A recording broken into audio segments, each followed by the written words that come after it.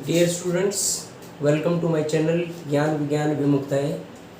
आज का हमारा टॉपिक है स्प्लिटिंग द मिडिल टर्म, गुणनखंडन करना है। यानी कि जब हमें किसी पोलिनोमियल का गुणनखंड करना है, फैक्टराइजेशन करना है, तो उसमें सबसे इम्पोर्टेंट एक विधि है मध्य पद तोड़ो, यानी कि स्प्लिटिंग द मिडिल टर्म। और ये कब यूज होती है? जब हमारा पोलिनोमियल द्विघाती होता है, यानी कि किसी भी पोलिनोमियल की घात लीनियर, यानी कि लीनियर पोलिनोमियल यानी कि रैखिक बहुपद जिसमें घात 1 होती है, जिसकी घात 2 होती है, वो द्विघाती बहुपद होता है। जिसकी घात 3 होती है उसमें त्रिघाती बहुपद होता है। तो इन बहुपदों को जब हम फैक्टराइजेशन करेंगे तो इनके जितनी घात होती है उतने ही गुणनखंड बनते हैं।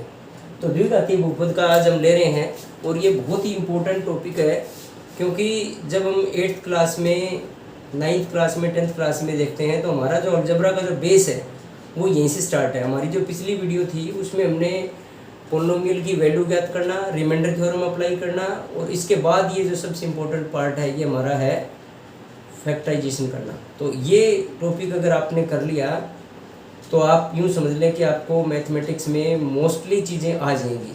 तो ये पार्ट जो है ना अलजेब्रा का काफ़ी दिक्कत वाला है, इसीलिए बच्चे जो है ना मैथ से थोड़ा सा डर फील करते हैं। तो आज हम आपके डर को भगाने वाले हैं। देखिए जो फैक्टराइजेशन करने के लिए हम मिडिल टर्म यूज, जो मध्य पद तोड़ो विधि यूज कर रहे हैं, उसमें मुख्य 5 स्टेप है। पहला स्टेप क्या है? Write down the equation in standard form, यानी कि मानक रूप में लिखना है। मानक रूप है क्या? मानक रूप है बेटा, हमें जब भी कोई पोलिनोमियल दिया हुआ होगा तो उसकी सबसे पहले जो चर है, वेरिएबल है, उसकी पावर बड़ी सबसे पहले लिखेंगे, फिर छोटी छोटी, इस प्रकार से हम लास्ट में अगर अचर पद है तो लास्ट में अचर पद लिखेंगे। तो जैसे मेरे पास एक एग्जांपल है, 9th क्लास में आपका 2.3 एक्सरसाइज है, उसके मैंने 5-4 क्वेश्चन और एग्जाम्पल्स दिए हैं। तो उसमें जो पहला स्टेप है वो मानक रूप में लिखना है। मानक रूप में लिखते कैसे हैं वो मैंने बता दिया आपको, कि जैसे पोलिनोमियल जो होगा तो उसमें सबसे बड़ी घात को हम पहले लिखेंगे, यानी कि ए क्या है? कोफिशिएंट ऑफ एक्स स्क्वायर, यानी कि यहाँ पर सबसे बड़ी घात क्या हुई? 2 घात हो गई, यानी कि पावर क्या है? 2 एक्स स्क्वायर सबसे पहले लिखा जाएगा, फिर एक्स वाले टर्म लिखी जाएगी, फिर कांस्टेंट टर्म लिखी जाएगी। तो ये मानक रूप में लिखा है। जब भी आपको क्वेश्चन मिलेगा तो आपने ये ध्यान देना है कि मानक रूप में अगर वो पहले से लिखा हुआ है तब तो बेस्ट है, अदरवाइज उसको हम पहले मानक रूप में लिखेंगे। ये पहला स्टेप। दूसरा स्टेप है कि जो आखिरी वाला जो कांस्टेंट है c और जो फर्स्ट वाला जो कोफिशिएंट है, इनकी हमने मल्टीप्लाई करनी है। फिर थर्ड स्टेप क्या करना है कि हमने एक ऐसे नंबर की चूज फाइंड आउट करने हैं जिनकी मल्टीप्लाई करने पर a और c की मल्टीप्लाई के बराबर आए। फिर हमें चौथा स्टेप लेना है कि साइन लगाना है उन दोनों का, जो हमने चूज करे हैं पेयर, उन पेयर का साइन लगाना है, दोनों पे निशान क्या आएगा अलग अलग, और फिर हमने कॉमन निकाल देना है। और ये फैक्टराइजेशन का लास्ट स्टेप है। तो लेते हैं हम एक क्वेश्चन। जैसे आपका एक क्वेश्चन मैंने यहाँ लिखा हुआ है, ये है बेटा आपका 12x² + 1 और -7x। अब देखिए सबसे पहले आप ये देखेंगे कि क्या ये मानक रूप में है, क्या ये स्टैंडर्ड फॉर्म में लिखा हुआ है। तो देखिए मैंने बताया था आपको कि मानक रूप में कब होता है? जब उसकी पावर सबसे बड़ी पहले, फिर छोटी पावर, फिर छोटी पावर, और फिर लास्ट में कांस्टेंट टर्म यानी कि अचर पद। तो यहाँ देखें हम कि 1 जो है ना कांस्टेंट टर्म है जो कि बीच में है, और यहाँ पावर है x की 1 पावर, और 1 पावर वाली जो टर्म है वो क्या है? बाद में लिखी हुई है। तो इसके लिए हमें इसको क्या करना पड़ेगा? इसको हम स्टैंडर्ड फॉर्म में लिखेंगे। तो क्या बन जाएगा ये? 12x², ये तो सबसे पहले आएगा क्योंकि पावर 2 है। फिर हम क्या लिखेंगे? 7x लिखेंगे, और फिर प्लस में 1 लिखेंगे। इस प्रकार से आप ये देखें तो आपका जो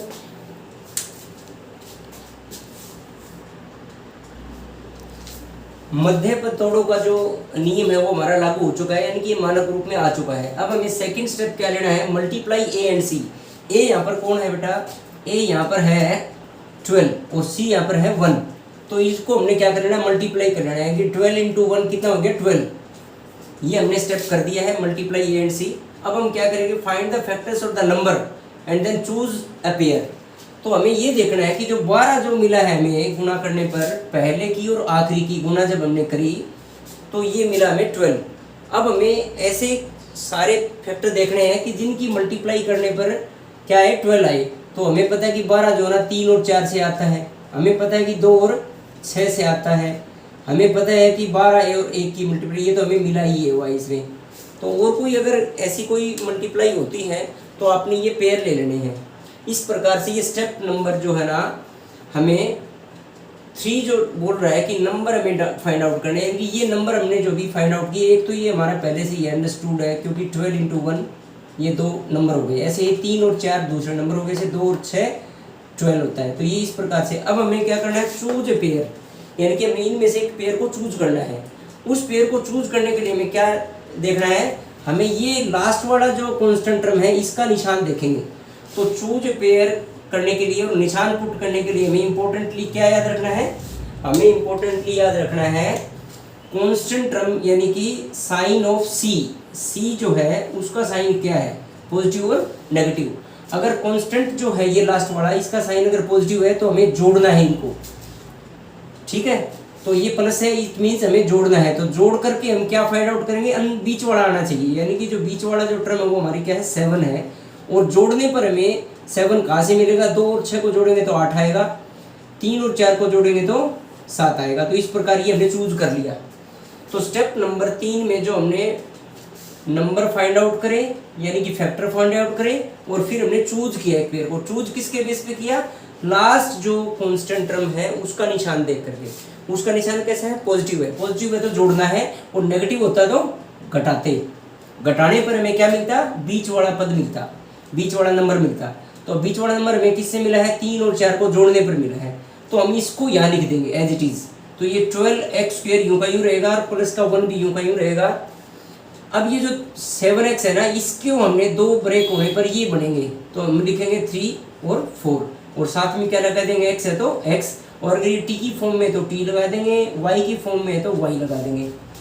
तो क्योंकि हमारा जो पोलिनोमियल है वो x की फॉर्म में है, यहाँ पर चर है, वो वेरिएबल कौन है, x है, तो हमने इनको लिखा। अब हम देखेंगे कि जो c का जो साइन है, लास्ट का जो कांस्टेंट टर्म है, अचर पद है, उसका निशान हमें एक तो ये चूज करने में मदद करता है कि पेयर जब हम चूज करेंगे, दूसरा ये निशान लगवाने में भी मदद करता है कि लास्ट वाला बंदा अगर माइनस का है, ये अगर ये माइनस का निशान है तो इन दोनों के निशान क्या होंगे, डिफर करेंगे, और अगर ये प्लस का निशान है तो दोनों के निशान क्या होंगे, सेम होंगे। वो भी हम कैसे लगाते हैं, इस प्रोसेस को भी देख लें जरा। ये जो निशान है बीच वाले पद का, यानी कि बी का जो निशान है वो कहाँ पर आएगा, बड़े पर आएगा। तो बड़ा कौन है, यहाँ पर 4 है, तो ये वाला निशान यहाँ आ गया। अब लास्ट वाला क्या कह रहे हैं, प्लस, प्लस का मतलब दोनों के निशान क्या होंगे, सेम होंगे, सेम होंगे, तो ये निशान यहाँ पर भी आ जाएगा। अब आप इसको समझें कि अगर यहाँ पर निशान माइनस का होता तो यहाँ वाला निशान बड़े पर यहाँ पर आ जाता, तो दूसरे पर निशान क्या हो जाएगा, चेंज हो जाएगा। क्लियर है। तो ये हमने स्टेप जो है ना साइन चेंज करने की, स्टेप नंबर 4 को क्लियर कर दिया है। तो सिर्फ 4 स्टेप हैं जो मेन है। इसके बाद कॉमन आउट करने वाला भी स्टेप, थोड़ा सा बच्चे इसको कम समझ पा रहे हैं, इसको भी मैं एक्सप्लेन कर रहा हूँ।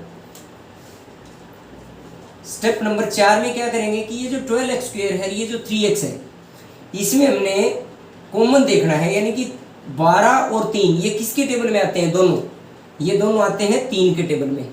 ऐसे ही x की पावर 2 और ये है x की पावर 1, तो x की पावर 2 और x की पावर 1 में आपने छोटी पावर को लेना है, यहाँ ले लेंगे हम x को ले लेंगे, क्यों, क्योंकि यहाँ पर x की पावर 1 यहाँ पर है, यहाँ पर x की पावर 2 है, तो उसको हमने लिख लेंगे यहाँ बाहर। जो न्यूमरल पार्ट है 12 और ये 3, इसमें हमने देखना है कि 12 और 3 किसके टेबल में आते हैं, 3 के टेबल में आते हैं, तो 3 को लिख दिया। जो ये पावर है, इन पावर में छोटी पावर को बाहर लिखेंगे, लिख दिया। अब हम ऐसे करके इसमें हम कॉमन लिखने का, यानी कि मल्टीप्लाई और डिवाइड का तरीका देखेंगे, यानी कि 3 का टेबल पढ़ेंगे और हमें चाहिए क्या, 12, तो 3 4 जा 12, क्लियर हुआ। तो 3, और ये पावर क्या थी आपकी, x की पावर 2 थी, एक पावर बाहर हमने कॉमन ले ली, तो एक पावर शेष बच गई है। इसका मतलब ये हुआ कि हमने जब 12x की पावर 2 को 3x से डिवाइड किया तो अंदर क्या बचेगा, 4x बचेगा, डिवाइड करना है। ऐसे ही फिर 3x यहाँ पर था, इसमें से हम 3x को कॉमन लेंगे बाहर, तो क्या बचेगा, माइनस का, ये निशान माइनस का, 1 बचेगा। क्यों, क्योंकि जब 3x में से 3x को ही हम भाग करेंगे तो वो 1 पे भाग होता है। अब हम क्या करेंगे, इसको एक कन्फर्म और कर लेंगे। वो कन्फर्म करने का जो तरीका है वो क्या है, मल्टीप्लाई है। तो मैंने इसलिए दोनों स्टेप क्या कहा, भाग और गुणा।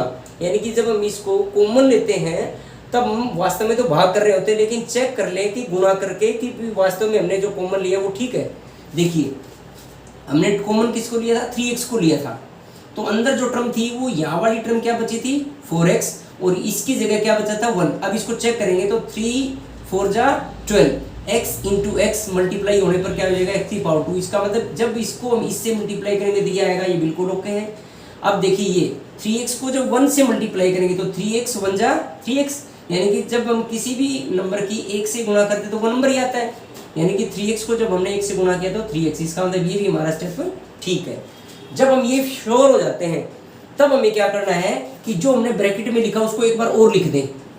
ये लिखा मैंने -1, ये देखिए ये स्टेप हो चुका है। अब आप देखें कि आपको एक सिंपल सा तरीका देखना है कि ऊपर से नीचे निशान देखने, यहाँ पर 4x का निशान क्या है माइनस, और ये क्या है प्लस, ये क्या है प्लस और ये क्या है माइनस, यानी कि निशान क्या हो रहे हैं चेंज हो रहे हैं। तो यहाँ आएगा माइनस का निशान। अगर ऊपर से नीचे सेम टर्म में निशान चेंज नहीं होते तो प्लस आएगा, क्योंकि यहाँ पर माइनस से प्लस है चेंज हो गया और प्लस से माइनस हो गया तो ये भी चेंज हो गया। तो हम क्या लगाएंगे यहाँ पर माइनस का निशान कॉमन ले रहे हैं, और माइनस का निशान कॉमन लिया है मतलब माइनस का 1 आया है। अब हम यहाँ 1 लेंगे, क्यों लेंगे, क्योंकि 1 की मल्टीप्लाई इनसे करेंगे तो यही आएगा, यानी कि 1 इंटू 4x 4x, 1 इंटू 1 1। इसका मतलब ये माइनस का 1 क्या है कॉमन है। तो ये आपका स्टेप नंबर 5 है।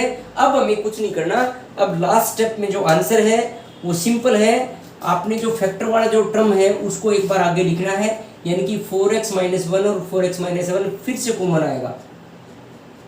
ये कॉमन आया तो क्या लिखा हमने 4x - 1 को लिख दिया। अब ये जब हम यहाँ और यहाँ से जब कॉमन लेंगे तो इसके पहले के साथ पहला जो ये टर्म है हमारी, इसमें इसके साथ कौन है 3x है, तो हमने 3x को यहाँ पर लिख दिया, क्योंकि जब हम इसको कॉमन लिखेंगे तो ये बंदा यहाँ पर बचेगा। ऐसे ही जब इसको कॉमन आउट कर देंगे तो यहाँ कौन है माइनस का 1 है।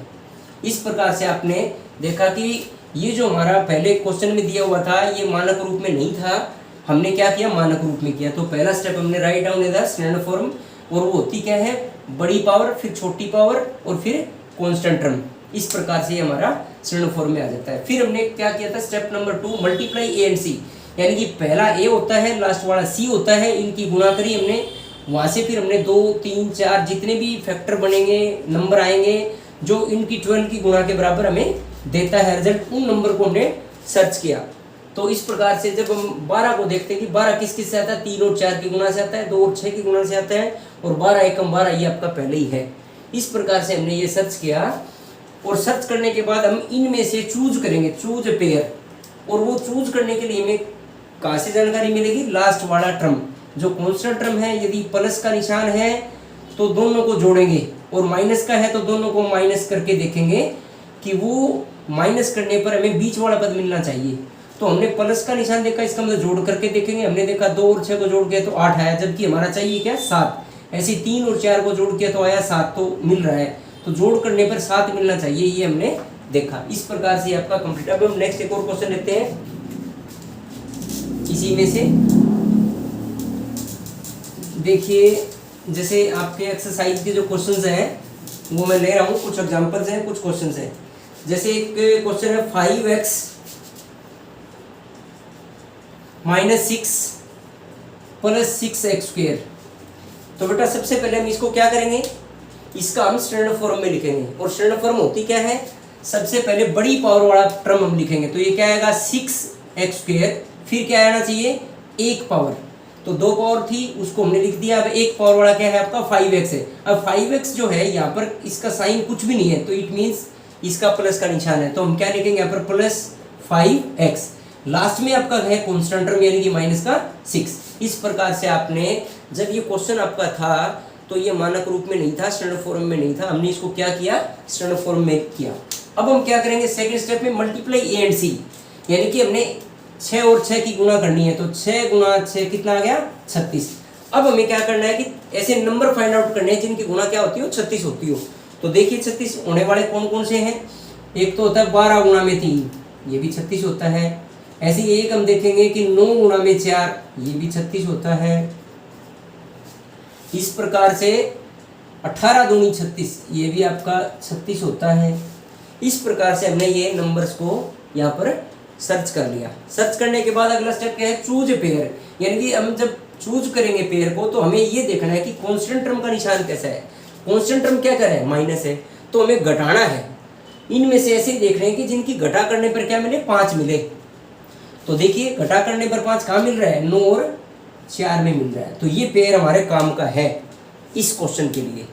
तो इस क्वेश्चन में हमने क्या चूज कर लिया, 9 और 4 को चूज कर लिया। तो हम 5 को जो है ना रिप्रेजेंट करेंगे एज ए 9 एंड 4। तो यानी कि जो जैसा कि नाम है विधि का, मध्य पे तोड़ो, स्प्लिटिंग द मिडिल टर्म। तो मिडिल टर्म जो है उसको हमने 2 पार्ट में स्प्लिट कर दिया। 4x जो 5x है उसको 9 एंड 4 में लिखा, और लास्ट वाला जो माइनस का निशान है वो हमें क्या बताता है, वो हमें 2 चीज़ों के, एक तो पेयर में चूज करने में हेल्प करता है, दूसरा हम साइन पुट करेंगे। अब जब हमने 9 को लिखा, 4 को लिखा, तो क्या कर दिया हमने, यहाँ पर साइन लगाना है। अब ये जो साइन है, बीच वाले पद का जो साइन है वो आएगा बड़े पर आएगा, तो ये बड़े पर आ चुका है। मैंने पहले वाले में बताया था कि यदि लास्ट वाला निशान माइनस हो तो दोनों पेयर में जो नंबर है, टर्म है, उनको निशान क्या होंगे, रिवर्स होंगे, आपस में चेंज हो जाएंगे। तो ये प्लस का है तो ये क्या आ जाएगा, माइनस आ जाएगा। अगर यहाँ लास्ट वाला प्लस होता तो दोनों के निशान क्या आते, सेम आते, और वो निशान आएगा कहाँ से, ऊपर से आएगा। ये वाला निशान प्लस का निशान बड़े टर्म पर आएगा, यानी कि 9 और 4 में बड़ा कौन है, 9 है, तो 9 के ऊपर प्लस का निशान आया। जैसा कि लास्ट वाला जो टर्म है वो हमारी कांस्टेंट टर्म क्या है, माइनस में है, तो इसके लिए इसका निशान चेंज होकर के 4 का निशान क्या हुआ, माइनस का निशान आ चुका है। अब हम क्या करेंगे, कॉमन लेने का निशान, हमने साइन भी पुट कर दिया। अब हम कॉमन लेंगे। तो कॉमन लेने का मतलब हमने देखा था कि जो न्यूमरल पार्ट है, न्यूमरल पार्ट देखेंगे कि किसकी टेबल में आता है। तो देखा कि 6 और 9 किसके टेबल में आता है, 3 के टेबल में आता है, तो हमने 3 को लिखा। फिर जो चर है x की पावर 2 है, यहाँ पर x की पावर 1 है, तो वेरिएबल की क्या लेनी है, छोटी पावर लेनी है, यानी कि x की पावर 1 को हमने बाहर लिख दिया। तो ये हम कॉमन ले रहे हैं, बाहर निकाल रहे हैं। जब हम कॉमन लेंगे तो अंदर ब्रैकेट में क्या आएगा, इसका टेबल पढ़ेंगे, आना चाहिए 6, तो 3 का टेबल 3 एकम 3, नहीं बड़ी बात, 3 दूनी 6, तो यहाँ क्या आएगा, 2 आएगा। अब देखिए पावर, तो ये 3 दूनी 6 हो गया। अब x की पावर 1 तो आपने बाहर लिखी थी, यहाँ थी 2, तो जब हम भाग करेंगे तो एक पावर हमारी बच जाएगी। इसका मतलब क्या हो गया कि 2x बन जाएगा। अब ऐसे ही 3x का टेबल पढ़े, 3 का टेबल पढ़े, 9 आना चाहिए, तो कितने पे जाएगा, ये निशान प्लस का प्लस है, 3 जा 9। अब आप देखें ध्यान से कि 3x गुणा में 3 तो क्या आएगा, 9x आएगा।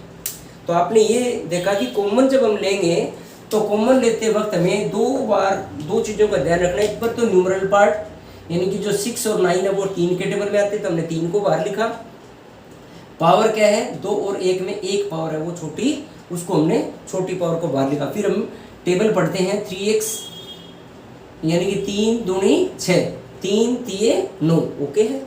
तो ये हमने कॉमन लेकर के ये फैक्टर आ चुका है। अब हमने जब इसको फैक्टर में लिख लिया तो एक बार कंफर्म कर लेते हैं। 3 दूनी 6 है, x इंटू एक्स, एक्स की पावर 2, 3x इंटू 3 तो 9x होता है, ये आप सभी को पता ही है। और अगर आप इसको क्लियर नहीं कर पा रहे कॉमन लेने को, भाग देने को और मल्टीप्लाई को, तो हमारी पिछली वीडियो में जाएं, आपको मल्टीप्लिकेशन और एडिशन, सब्ट्रैक्शन, अलजेब्रा की सारी चीज़ें दी हमारी प्लेलिस्ट में, आपको बेसिक की भी मिलेंगी, आप वहाँ पर जाएं और एक्सेस करें। और आपको जितनी भी दिक्कतें हैं 7वीं 6वीं या 8वीं क्लास की, वो सारी आपको वहाँ पर सॉल्व हो जाएंगी। तो चलिए आगे देखिए। अब आपने जब ये कंफर्म कर लिया तब आप इसको एक बार और लिखेंगे। तो मैंने 2x प्लस 3 को एक बार लिख दिया। अब आप देखें कि यहाँ कॉमन क्या है। अब देखें कि ये क्या है, 4 है, तो यहाँ क्या आना चाहिए, 2 आना चाहिए। 2 क्योंकि 4 जो है वो इसका डबल है, तो यहाँ हमने क्या लिखा, 2 लिखा। 2 दूनी 4, 2 तिये 6, ओके हो रहा है। तो यहाँ जो टर्म है हमने कॉमन, इसमें कॉमन क्या निकाल दिया, 2 निकाल दिया। अब हम निशान देखेंगे, ये निशान माइनस था, यहाँ प्लस है, ये निशान माइनस था, यहाँ प्लस है, तो हम यहाँ क्या कर देंगे, माइनस कर देंगे। अगर निशान ऊपर से नीचे चेंज होते हैं तो क्या आएगा, माइनस आएगा। ऊपर से नीचे निशान चेंज नहीं होते तो क्या आएगा, प्लस का निशान आएगा। ठीक है, अगेन फिर हम क्या करते हैं, लास्ट स्टेप में ये जो हमारा फैक्टर है ये 2 जगह पर फिर है। देखें कि ये और ये कॉमन है, यानी कि इस टर्म में भी ये चीज़ है और इस टर्म में भी ये चीज़ है, तो हम इसको कॉमन फिर निकालते हैं। तो हमने क्या लिखना है, 2x प्लस 3 को कॉमन आउट करते हैं, यानी कि बाहर निकालते हैं इसको। We are taking 2x plus 3 as a common. अब अंदर देखो क्या बचता है, यहाँ जो 2x प्लस 3 था इसके साथ कौन था, 3x था, तो हमने इस 3x को यहाँ पर लिख देना है। ऐसे ही दूसरी जो टर्म थी इसमें 2x प्लस 3 के साथ कौन है, माइनस का 2, तो हम माइनस के 2 को यहाँ पर लिखेंगे। ये सिंपल फैक्टर हो गया। तो ये आपका पहला फैक्टर, ये आपका सेकंड फैक्टर। तो जो हमारा क्वेश्चन था उस क्वेश्चन के दो फैक्टर बनेंगे। क्यों फैक्टर बनेंगे, तो क्योंकि पावर 2 है। द्विघाती यदि बहुपद होगा, पोलिनोमियल होगा, तो उसके कितने फैक्टर बनेंगे, 2 फैक्टर बनेंगे। 3 है तो उसके फैक्टर 3 बनेंगे। 4 होगी तो पावर 4 फैक्टर बनेंगे। एक और क्वेश्चन लेते हैं जरा।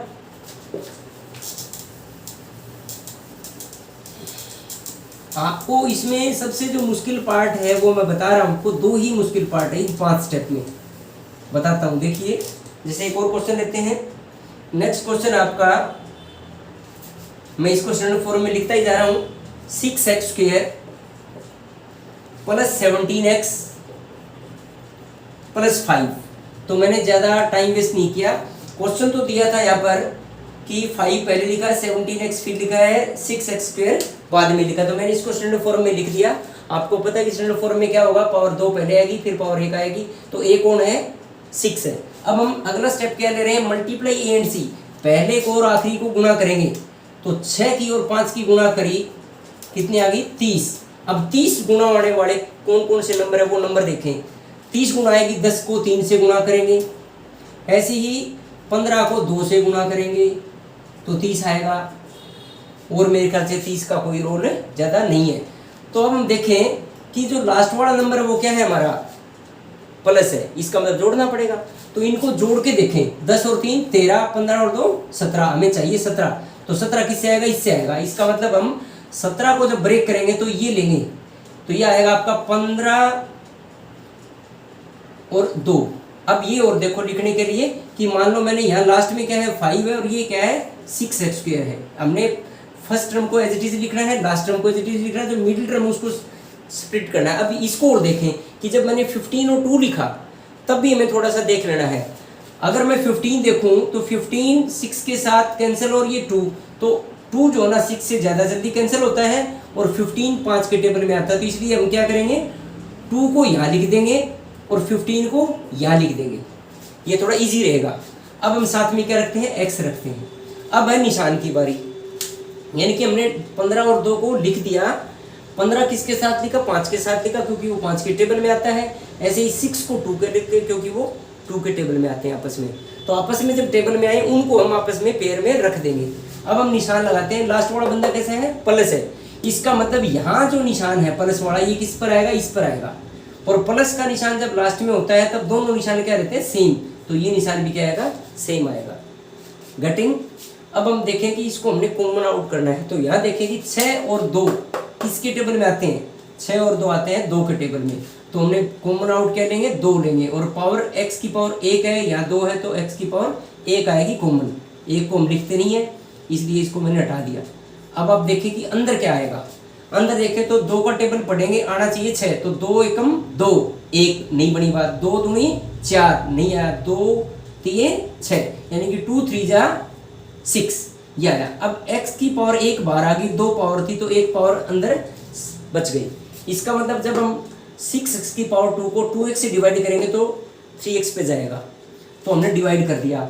अब ऐसे ही 2x है और 2x ही हमने निकाल दिया, तो क्या बचा अंदर, 1 बचा। इस बात को हमेशा ध्यान रखें। तो मुश्किल पार्ट आपका ये वाला है, यानी कि जो लास्ट जो मैंने टेकिंग आउट कॉमन, ये पार्ट इस क्वेश्चन में सबसे ज़्यादातर बच्चों को दिक्कत करता है। तो इस स्टेप को थोड़ा ध्यान से समझ लें कि जब हम कॉमन लेते हैं तो हमें ये देखना होता है कि नंबर जो है ना, दोनों नंबर किसकी टेबल में आते हैं। तो 6 और 2 2 के टेबल में आते हैं। ऐसे ही छोटी पावर को बाहर लिखते हैं, फिर हम मल्टीप्लाई करके देखते हैं कि 2 3 6, x इंटू एक्स, एक्स की पावर 2 ओके है। फिर 2x 1 जा 2x, यानी कि 2x एकम 2x ओके है ये। अब हम लिखेंगे कि जब हमने कन्फर्म कर लिया तो इसको फिर एक बार लिख देंगे, यहाँ पर 3x plus 1 as it is लिख देंगे। अब देखें कि इसका टेबल पढ़ें, 3 1 जा 3 नहीं बनी, 3 2 जा 6 नहीं बनी, 3 4 जा 12, 3 5 जा, तो यानी कि ये 5 पे गया। ये भी क्लियर हो रहा है, यानी कि हमने देखा कि 3x को 5 से गुणा करें तभी तो 15 आएगा। अब हम इसको गुणा और करके देखते हैं, तो 3 5 जा 15 और 5 1 जा 5, ओके है। अब हम देखते हैं निशान, इसका निशान कैसा आएगा। यहाँ पर ये निशान प्लस है, यहाँ पर भी प्लस है, ये प्लस है, ये भी प्लस है, तो निशान ऊपर से नीचे जब देखें कि ऊपर वाली टर्म में भी निशान वही वैसे ही है जैसे कि अंदर है, तो निशान जब चेंज नहीं होते तो क्या आता है, आपका प्लस आता है। इसका मतलब है कि जब निशान चेंज नहीं होते ऊपर से नीचे ब्रैकेट के अंदर है, तब हम क्या निशान लगाएंगे, प्लस लगाएंगे। तो ये आपका क्लियर हो चुका है। अब दोबारा से फिर हम क्या करेंगे, आप देखें कि ये जो पहली टर्म है और ये जो सेकंड टर्म है, इन दोनों में यहाँ और यहाँ पर कॉमन कौन है, ये फैक्टर कॉमन है, 3x + 1 यहाँ पर भी है, 3x + 1 यहाँ पर भी, उसी को हम बाहर निकालते हैं। यानी कि अब हम कॉमन आउट क्या कर रहे हैं, 3x + 1 को कॉमन आउट कर रहे हैं, यानी कि take out as a common 3x + 1 as a factor, यानी कि इन दोनों टर्म्स में 3x + 1 क्या है, कॉमन है, इसको हमने बाहर निकाल दिया। अब अंदर क्या बचेगा वो और लिख देते हैं। पहली जो टर्म थी उसमें 3x + 1 के साथ मल्टीप्लाई में कौन है, 2x है, तो यहाँ हम क्या लिखेंगे 2x। ऐसे ही दूसरा जो टर्म हमारी, इसमें 3x + 5 जो फैक्टर है, 3x + 1 जो फैक्टर है, इसके साथ मल्टीप्लाई में कौन है, 5 है, प्लस का 5, तो प्लस का 5 यहाँ पर से बचता है। ये एक्चुअली लिखा क्यों जा रहा है, ये इसलिए लिखा जा रहा है कि जब हम इस चीज़ को भाग करते हैं, तो जब हम इसको बाहर लिखेंगे तो ये चीज़ क्या बचेगी, शेष बचेगी, यानी कि इसको डिवाइड करेंगे इससे, तो ये आपका भागफल आएगा। ऐसे ही जब हम इसको इससे डिवाइड करेंगे तो 5 ही शेष बचेगा। इस प्रकार से ये आपका दो फैक्टर बन चुके हैं। एक और एग्जांपल ले लेते हैं फास्ट में। तो मेन जो आपका इसमें एक तो जो स्टेप है कॉमन लेने वाला है, वो थोड़ा सा ज़्यादातर बच्चे नहीं समझ पाते, उसमें दिक्कत रहती है। इसके अलावा जब हम निशान लगाते हैं तब भी थोड़ी प्रॉब्लम होती है। एक और क्वेश्चन दे रहा हूँ मैं, ये आपका है y², मैं इसको स्टैंडर्ड फॉर्म में लिख रहा हूँ, -5y + 6। तो ये देखिए, अब देखिए कि ये आपका 1 है यहाँ पर, तो 1 और गुणा में 6, तो 1 × 6 क्या आया, 6 आया। इसकी जो मल्टीप्लाई वो क्या होगी, 2 × 3, तो 6 की 2 गुणा 6 कम 6, 2 3 6, 2 ही होते हैं। अब हमें देखेंगे लास्ट में प्लस है, तो क्या करना पड़ेगा, जोड़ना पड़ेगा। तो हम जोड़ के देखते हैं, तो ये तो आया 7 और ये आया 5, हमें 5 चाहिए, तो इसका मतलब ये हमारे फैक्टर लिखने पड़ेंगे। तो हम y² लिखा, लास्ट में 6 लिखा, फर्स्ट और लास्ट टर्म को हम एज इट इज रखेंगे, बीच वाले को हम जो फैक्टर भी हमने लाए हैं, तो यहाँ हम 2 लिखेंगे, यहाँ हम 3 लिखेंगे। इसको हम किसी को भी आगे पीछे लिख ले, कोई फर्क नहीं पड़ना। अब हम इसके साथ y लिखते हैं यहाँ पर। अब क्या करना है, ये वाला निशान किस पर आता है, बड़े पर आता है, तो इसको बिना, यानी कि हम निशान पुट कर रहे हैं, ये निशान कहाँ आएगा, बड़े पर आएगा, यानी कि माइनस का निशान 3 पर आ जाएगा, 2 पर नहीं आएगा। अब देखें कि ये लास्ट वाला बंदा कैसा है, प्लस है, प्लस है, तो दोनों निशान क्या होंगे, सेम होंगे, तो ये निशान यहाँ पर भी आएगा। गटिंग में अब हम क्या करेंगे, कॉमन लेंगे, तो यहाँ y की पावर 2 है, यहाँ पर भी y की पावर 1 है, तो नंबर तो हमें लेना नहीं, इसका मतलब y को हमने लेना है, ये है 1 और 2, इसका मतलब 1 के टेबल में आते हैं, तो 1y कॉमन आ गया। और जब पावर 2 थी और पावर 1 बाहर निकल गई, तो एक पावर अंदर बच गई है। अब माइनस में जब 2y में से y को जब हमने भाग कर दिया, तो क्या बचेगा, 2 पे डिवाइड होगा। अब मल्टीप्लाई करके चेक कर ले, y × y y², y × 2 2y, okay है। अब हम इसको एज इट इज फिर लिख देते हैं, यानी कि y - 2 को मैंने लिख दिया। जब हमारा ये फैक्टर आ जाता है, जब हम इसको कन्फर्म कर लेते हैं, तो यही काम हमने यहाँ पर लिख देना। अब देखिए इसका टेबल पढ़े, ये 1 × 3, हमें तो यहाँ 3 लेना पड़ेगा, 1 × 3, तो तभी तो 3 आएगा। अब इसको मल्टीप्लाई करके देखें, 3 × 1 3y, 3 × y 3y, 3 × 2 6, ओके है। अब निशान की बारी की 3 जो है उसका निशान क्या आएगा, तो मैंने आज यही बताया आपको कि मेन जो स्टेप नंबर 2 में जब हमने ये ब्रेक किया, तो इसके बाद ये स्टेप थोड़ा सा मुश्किल रहता है बच्चों के लिए। इस स्टेप पे आप फोकस करें, ध्यान दें, और आपको ज़्यादा मुश्किल नहीं है, बहुत ही ईजी है। अगर आपने ये कर लिया तो टोटली मैथ आपका क्लियर है। अब देखें निशान, ये निशान माइनस का है, यहाँ पर क्या है, प्लस, यानी कि y वाली टर्म के साथ निशान क्या है, माइनस, और ये क्या है, प्लस, चेंज हो गया। कॉन्स्टेंट टर्म का यहाँ निशान क्या है, प्लस, और यहाँ पर क्या है, माइनस है, इसका मतलब चेंज हो रहा है। चेंज हो रहा है तो क्या आएगा, निशान माइनस का आएगा। तो यही बात हमने सीखनी है, यही याद रखनी है। अगर आपने ये एक बार फॉलो कर लिया अच्छे तरीके से, तो फिर आपको ये विधि बहुत ही आसान लगे। अब हम इसको फिर कॉमन लेंगे, यानी कि y - 2 को हमने बाहर लिख लेना है। अंदर क्या लिखा जा रहा है उसको हम स्क्वायर ब्रैकेट में दिखा रहे हैं। यहाँ क्या था, y, इस y माइनस 2 के साथ कौन है, y है, इस y माइनस 2 के साथ कौन है, माइनस का 3, तो ये आंसर है। तो बेटा प्रैक्टिस करिए। ये मैंने आज आपको स्प्लिटिंग द मिड टर्म मध्य पतोड़ विधि करी, फैक्टराइजेशन यानी कि गुणनखंडन करने की ये मुख्य विधि है। यानी कि जब हमारे पास द्विघाती बहुपद होता है, पोलिनोमियल होता है सेकंड डिग्री सेकंड ऑर्डर का, तो उसके अंदर है हमें मध्य पतोड़ विधि बहुत इंपॉर्टेंट है। इसके अलावा एक दूसरी विधि आएगी, वो नेक्स्ट एक्सरसाइज में हम करेंगे, वो है यूजिंग द आइडेंटिटीज। यानी कि जब हम गुणनखंड करते हैं तो दो तरीके से होता है, एक आपका सब्ट्रैक्टिंग द मिड टर्म से और दूसरा आइडेंटिटी का यूज करके। वो हमारी नेक्स्ट वीडियो के लिए आप तैयार रहें और इस वीडियो को ज़्यादा से ज़्यादा शेयर करें और सब्सक्राइब कर लें। आपको नोटिफिकेशन में लिंक मिलेगा, आप इसको और भी स्प्रेड कर दें और इसकी प्रैक्टिस थोड़ी सी कर लें, ज़्यादा नहीं है। आपने अगर अच्छी तरीके से वीडियो को ध्यान से समझ लिया तो आपको ये परमानेंटली याद हो जाएगी, कभी भी आपको इसके रटने की ज़रूरत नहीं पड़ेगी। Thank you all.